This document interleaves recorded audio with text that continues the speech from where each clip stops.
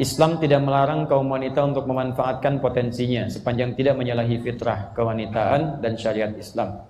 Wanita karir pun tidak menjadi persoalan asal bisa menjaga diri dari fitrah dan masalah. Bagaimana tanggapan Ustadz dengan statement di atas dan sejauh mana batasan itu? Tayyib. Saya agak cepat ya, sebetulnya ini materi yang lanjutan, tapi karena waktunya sangat terbatas. Gini Bu ya, ibu diikat dengan keistimewaan. Keistimewaan itu mengantarkan ibu ke surga. Jadi surga itu sebetulnya dekat dengan ibu. Makanya ada ungkapan, ya surga di bawah telapak kaki ibu, bukan harus kemudian cari di bawah telapak kaki, bukan. Maksudnya adalah saking dekatnya dengan ibu itu, surga dekat dengan perempuan. Di amalan-amalan yang paling mendekatkan ke surga itu amalan perempuan. Banyak.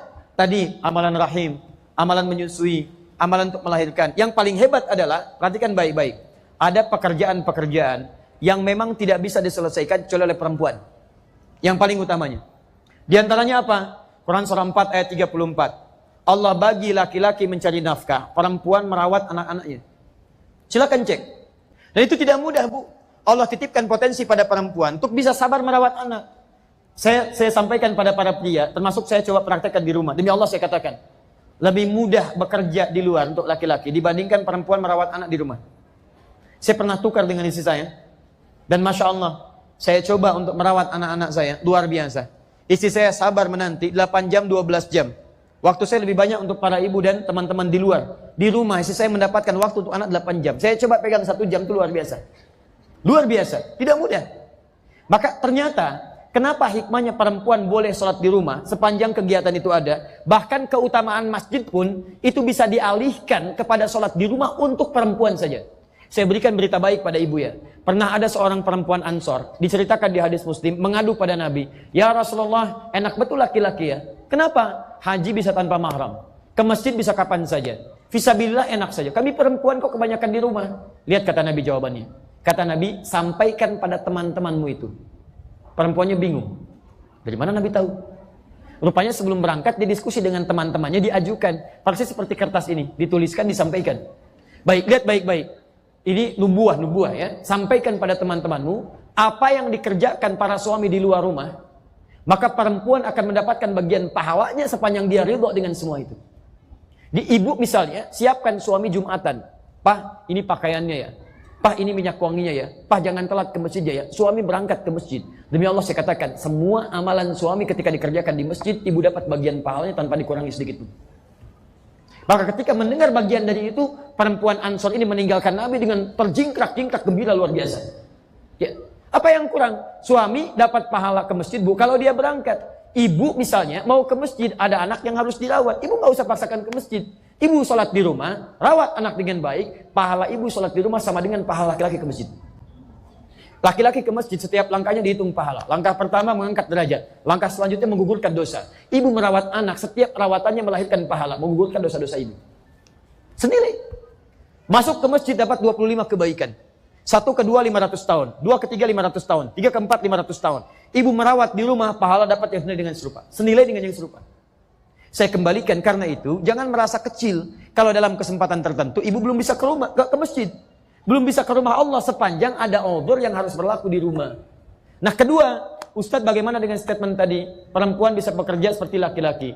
Perempuan diperkenankan boleh dia menyalurkan hobi, bakat, aktivitasnya sepanjang tidak menggugurkan kewajibannya di rumah. Itu pun sepanjang tidak membuat dia lelah. Litashqa dalam bahasa Quran, supaya nggak capek.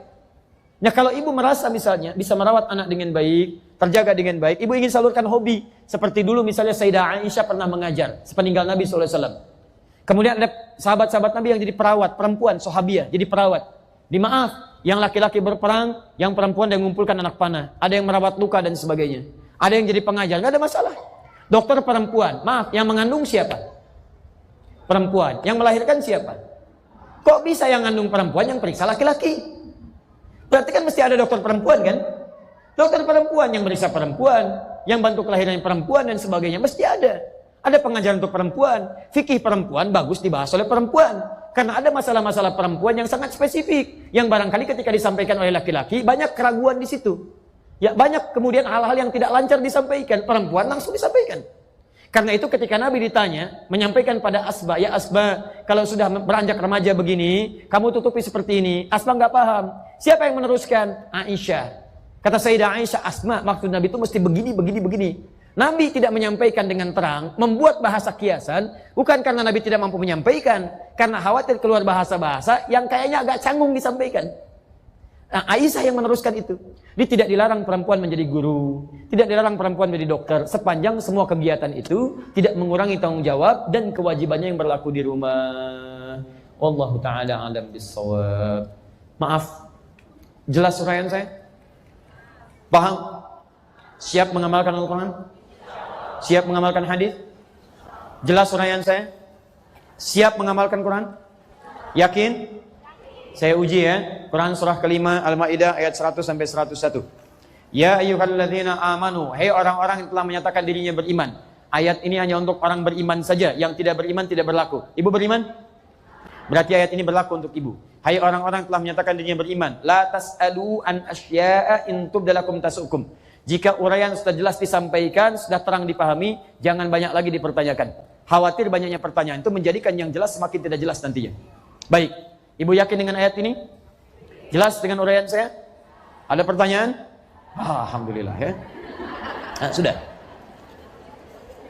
Baik, saya kira itu yang bisa saya sampaikan. Ibu unta punya 3 keutamaan. Ibu mar'ah punya kelebihan yang dijaga. Ibu nisa punya tugas yang harus dirawat. Ibu muslimah punya kewajiban yang harus ditaati sesuai dengan keterangan Allah Subhanahu wa taala. Saya tutup, jika ibu jaga semua ini, maka jaminan Quran surah ke-19 ayat ke-15, paling kiri di pertengahan, wassalamun alaihi yauma mulida. Saya akan berikan jaminan keselamatan, kedamaian, ketentraman saat hidup di bumi seperti Yahya diberikan. Wa yauma yamutu, saat wafat diberikan ketenangan di alam kubur. Wa yauma yamutu hayya, dan saat meninggal di akhirat nanti disandingkan dan dibangkitkan dalam keadaan yang sangat berbahaya.